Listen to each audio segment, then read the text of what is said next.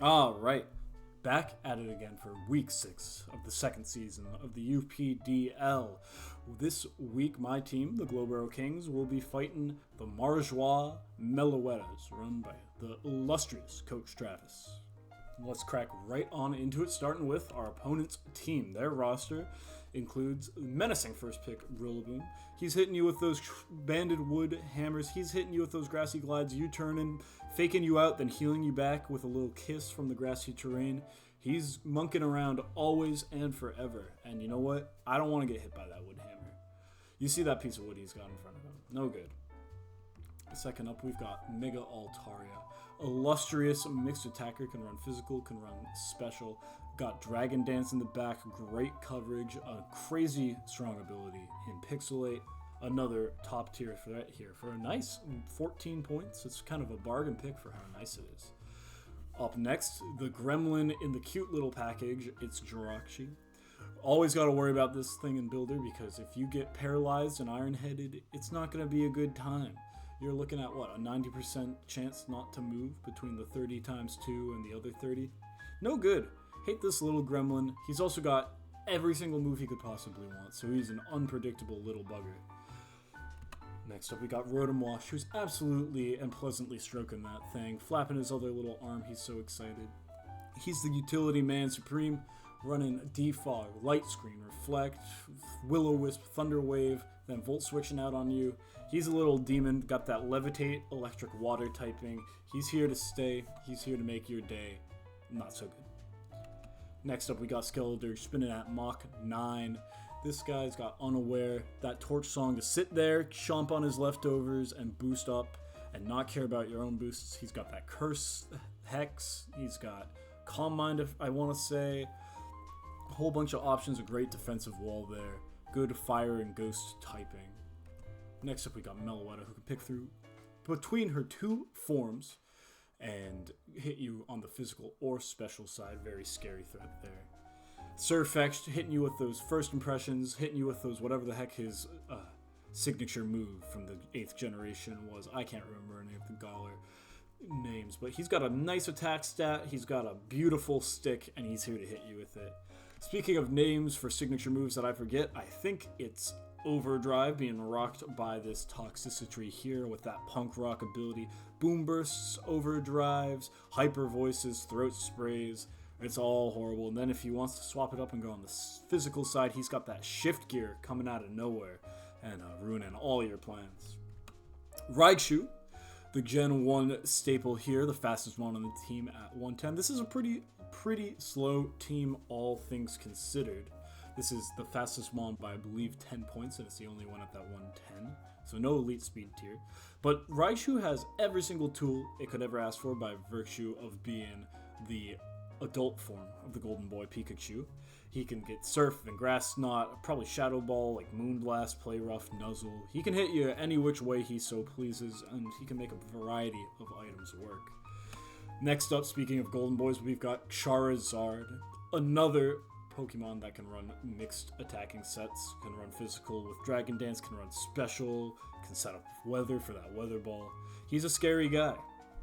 You gotta hope he doesn't bring his Uggs to the party, because if you don't get that chip off on his feet, he can really start to set up and make some problems. Metagross coming in next, wearing his X Factor on his face. And now this team is just fully the X Factor. It's got things that you can't predict. You do not know what set you're going to be looking down the barrel of. Maybe you can predict a move, but you could get caught out wrong with your pants down. You don't want to be here for that. But Metagross can run tons of boosting sets. It can run my favorite set for Metagross, that Choice Band Explosion. The X on his face does stand for Explode. You heard it here first. Finally, we've got Aurora's doing a little stoppy stamp, able to run that Aurora Veil up and protect the rest of their team, get some of those boosty threats up and running. Also able to hit you with that Refrigerate. Nobody wants to be taking 180 damage ice type Hyper Beam out of this guy. No good. A really solid team all in all, based on, I believe, Hatsune Miiku's Project Voltage. Really cool. I dig this team a lot. With that, let's get into how I prepped for it. Alrighty, starting it off with our first member on the team today. We got that Deja Vu set on Cloudsire. We're in Cover, Curse, Earthquake, and Poison Jab. Nearly the same exact set as last week, just Stone Edge popped out for Poison Jab. And thank God we didn't bring Poison Jab last week because that AG Slash would have hard-walled and won the game.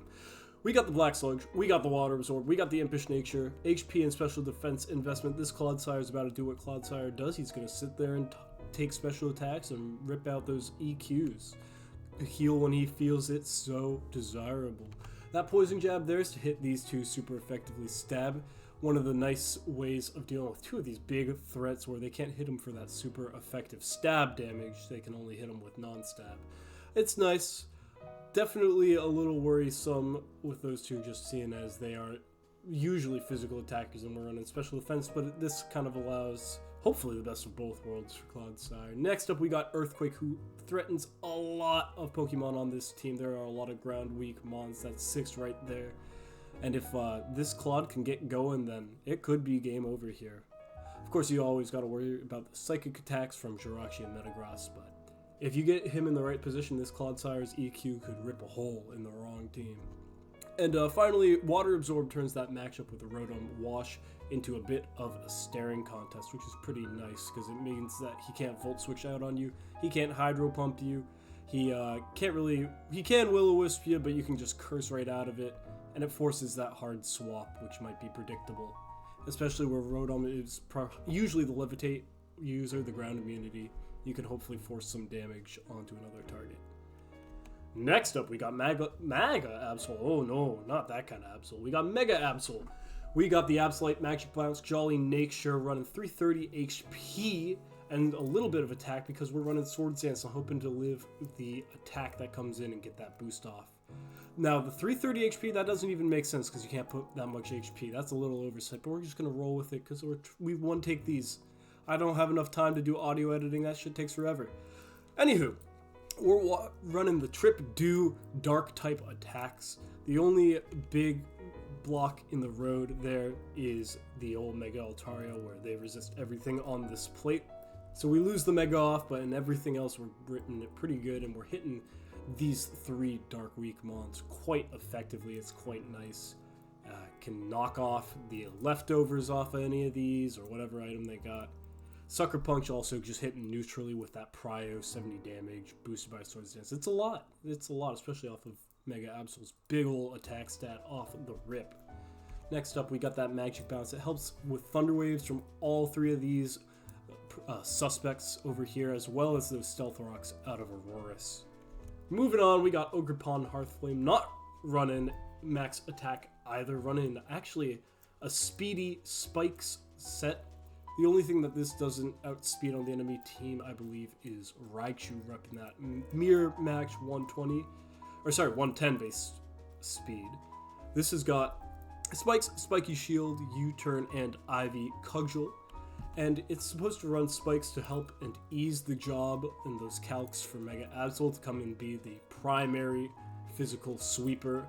U-Turn to get him out of those sticky situations that he does not want to be in, like that Mega Altaria, it can't damage, or those stab moves from Toxicity and Garchomp. Not Garchomp, dog. What am I on today? I just got over a sickness, the whole brain thing. I'm still ripping a casual 110 fever. Don't you worry about me, though. We've got the Charizard, not a Garchomp. Good lord. And Spiky Shield is here to try and help punish those priority abusers. We don't want them getting those first impressions off or those free grassy grides if they weaken me down to a low HP. So that is a potential surprising punish there. Next up, we got... Hold on. Where the hell is Raging Bolt? Oh! Raging Bolt! That's not where you go, dog. Yeah, thank you.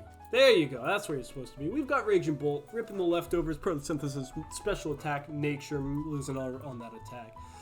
Max HP, significant but not max special attack, and some special bulk.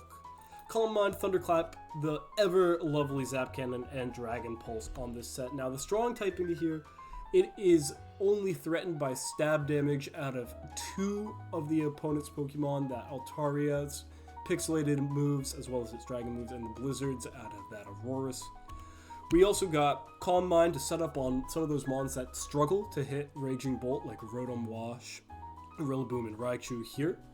And Zap Cannon on this set because it's awesome. You just throw caution to the wind, you roll the dice, and you see if you profit immensely or not. Not last. We actually have 2 more. You get 1 more. Not last but not least. Penultimate and penultileast, we got Tapu Bulu running Grassy Seed, Grassy Surge, that green 252 HP, Leech Seed, and Giga Drain. We're grassing all over the place, and Tapu Bulu's job is to be the wall. That Grassy Seed and Calm Mind lets him rip both defenses while also getting some Stab Dazzling Gleam for my team, and this is literally the only way my team at the time could make some Stab Fairy type damage happen. I think now I have literally no Fairy type drafted because I've traded away poor Bulu. But that lets me hit these 2 suspects real nice. And Giga Drain lets him really be the drain tank that he ought to be, as well as that Leech Seed. So that's what Tapu Bulu's here to do. Modest nature, Calm Mind in there as well. Double Calm Mind up with a lot of boost sweepers this week around.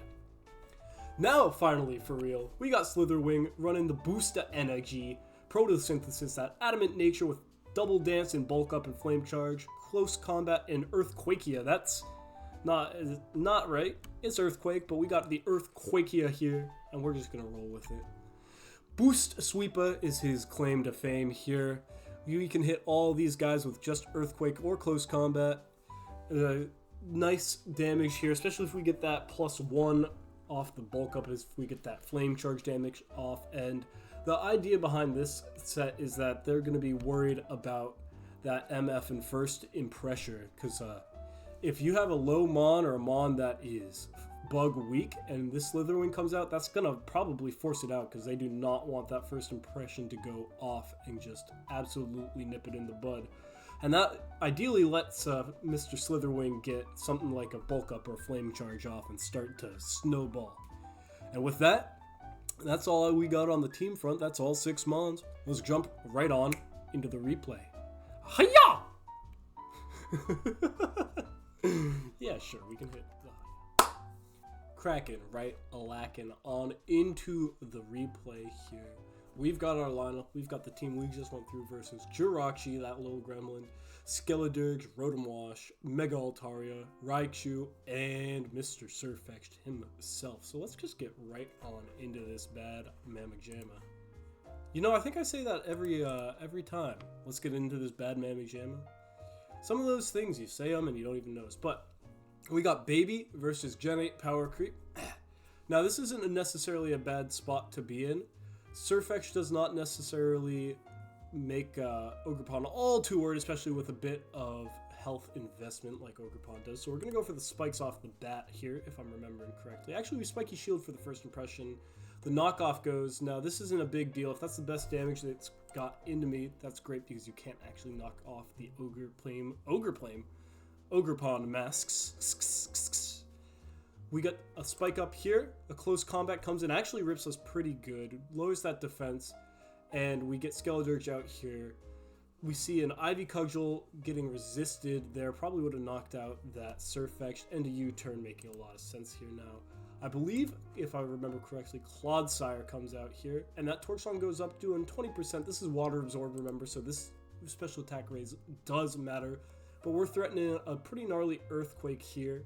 We can't actually start Curse boosting because this thing will just ignore the hell out of it. 2 unaware flat champions here, but Mr. Clodsire is actually quite aware.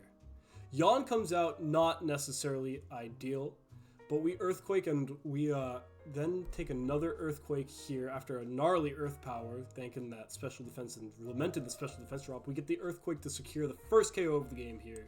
Getting a little back with that Black Sludge and falling asleep here now. Altaria comes out here, doesn't take spikes damage because of that flying type. Cloud9 doesn't come in because Torkoal sat on bench day. And Water, lovely Clodsire here, is going to take a turn to snooze. Now this Dragon Dance goes up and I realize, shit, we got to wake up before Clodsire dies. Now we're hoping for like a 1 or 2 turn sleep, hit a nice poison jab here, and hopefully do some solid damage. We snooze. An Earthquake comes out, and that's Clodsire gone. It's no good. Now, folks, I'm not going to lie to you.